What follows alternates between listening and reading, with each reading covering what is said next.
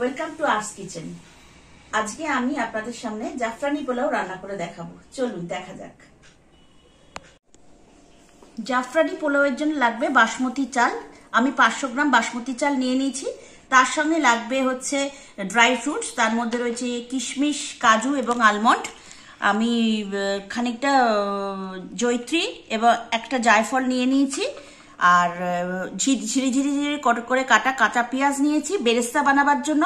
আর আমি 1/4 কাপের দুধ দিয়ে, উষ্ণ গরম দুধ দিয়ে আমি কিছুটা জাফরান মিশিয়ে রেখে দিয়েছি। তাতে খানিকক্ষণ আগে এটা যদি আমরা একটু মিশিয়ে রেখে দিই তাহলে কালারটা ভালো আসবে। কড়াইতে আমরা ঘি এবং সাদা তেল গরম করে নিয়েছি এবং আমরা প্রথমে বেরেস্তাটা করে নেব।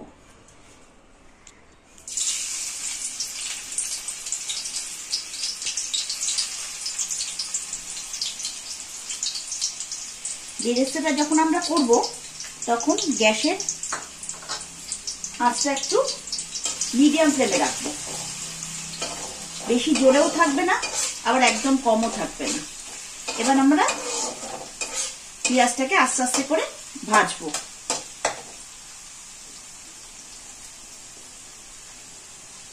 ঠিক আছে, আমরা বেরেস্তাটা তুলে নেব। কিছুটা পেঁয়াজ থাকবে এর মধ্যে, কোনো অসুবিধা নেই তাতে। এবার আমরা এই তেলের মধ্যে একটু গোটা গরম মশলা এবং একটা তেজপাতা ভেঙে দিয়ে দেবো। এটা অপশনাল, আপনারা দিলেও পারেন, না দিলেও কোনো অসুবিধা নেই তাতে।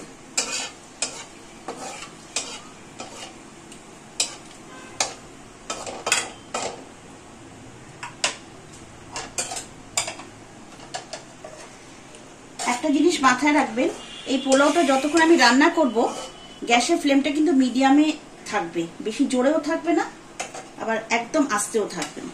এরপর আমরা এর মধ্যে কাজু এবং কিশমিশ দিয়ে দেব।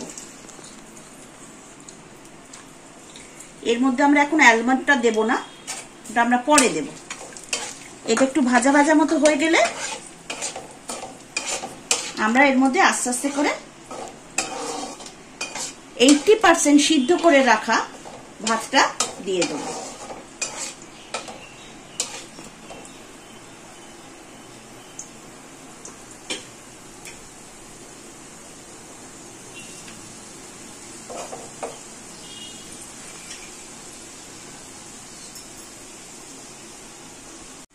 এরপর আমরা এর মধ্যে আস্তে আস্তে রাইসটা দিতে থাকবো। আমরা রাইসটা অল্প অল্প করে মেশাবো যাতে পুরোটা একসঙ্গে ভালোভাবে মিশে যায়।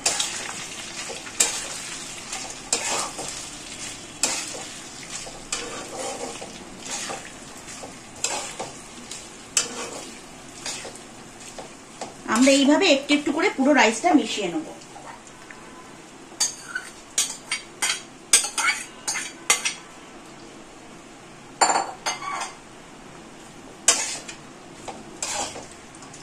এবং আলগা হাতে এটাকে আমাদের মেশাতে হবে।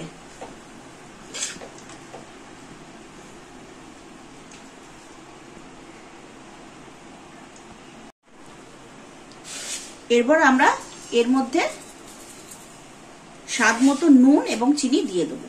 এবার চিনিটা এটা যার যার স্বাদের উপর নির্ভর করছে।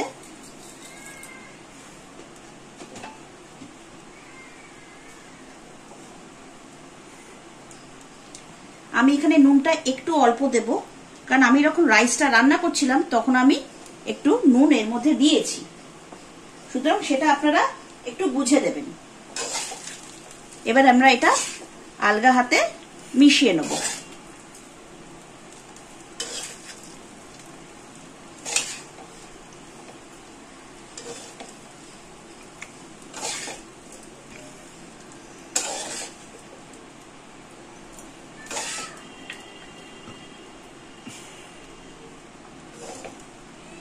এবার খানিকক্ষণ এটাকে আমরা হতে দেব যাতে চিনি এবং নুনটা ভালোভাবে মিশে যায়।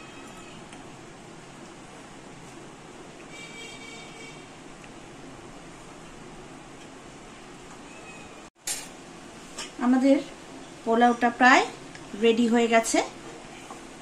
এরপর আমরা এর মধ্যে দেব আমরা যে দুধে উষ্ণ গরম দুধে জাফরানটা দিয়ে রেখেছিলাম সেই জলটা আমরা এই দুধটা আমরা এর মধ্যে দেব।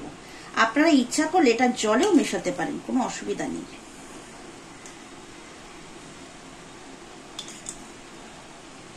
আমি কিন্তু এটা চারিদিকে ছড়িয়ে একটু একটু করে দিচ্ছি যাতে পোলাওয়ের কালারটা সুন্দর আসে। চারিদিকে একটু একটু করে না দিলে পুরোটাই একটা হলুদ কালার এসে যাবে, সেটা হয়তো ভালো লাগবে না। তাই জন্য আমি এইভাবে একটু একটু করে চারিদিকে ছড়িয়ে দিচ্ছি। আমাদের খেতে যেমন ভালো লাগবে, জিনিসটা আমাদের দেখতেও সুন্দর লাগবে, তবেই না ভালো লাগবে।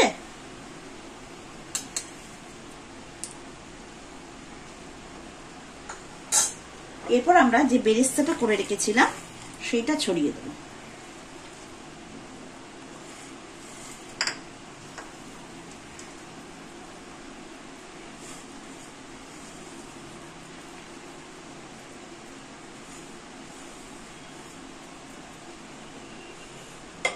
আমরা যে আলমন্ডটা কেটে রেখেছিলাম ঝিরি ঝিরি করে সেটা একটু ছড়িয়ে দেব।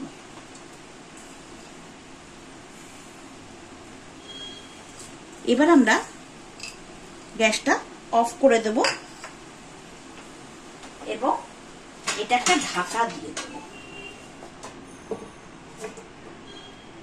ঢাকা দিয়ে অন্তত 15 মিনিট রাখতে হবে।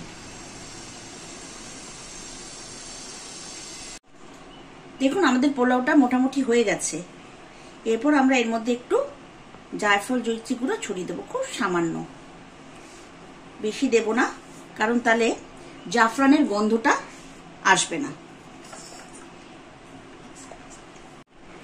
এরপর আমরা এটা ভালো করে মিক্স করে নেব, করে নিয়ে সার্ভ করব।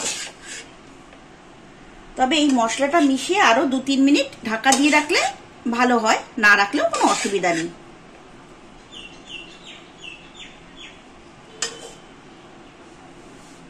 আমাদের পোলাওটা রেডি, জাফরানি পোলাও।